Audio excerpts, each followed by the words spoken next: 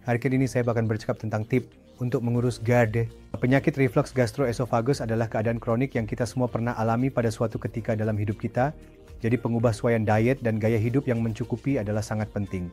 Perubahan gaya hidup termasuk menurunkan berat badan jika anda berlebihan berat badan, makan dalam jumlah kecil dan kerap, mengelakkan tidur atau berbaring segera selepas makan, tidur dalam posisi lateral kiri, menggunakan katil yang dinaikkan, atau menggunakan bantal tambahan untuk tidur jika anda mengalami reflux yang mengganggu pada waktu malam.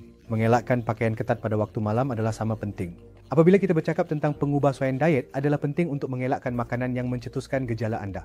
Ini boleh termasuk makanan berlemak, makanan berminyak, makanan pedas atau makanan yang bersifat sitrik seperti lemon dan oren. Juga penting adalah untuk makan perlahan-lahan dan mengunyah makanan anda dengan teliti. Elakkan merokok, elakkan alkohol, elakkan minuman berkarbonat atau mana-mana makanan lain yang mencetuskan gejala anda. Jika anda dah mengalami gejala untuk jangka masa yang lama, jika gejala anda tidak lega dengan ubat yang dibeli di kaunter, jika anda muntah yang mengandungi darah, atau jika anda mempunyai najis berwarna hitam, jika anda mengalami kesukaran untuk makan, jika anda kehilangan selera makan, atau jika anda kehilangan berat badan, maka anda perlu berjumpa dengan ahli gastroenterologi anda secepat mungkin untuk menilai keadaan anda. Terima kasih.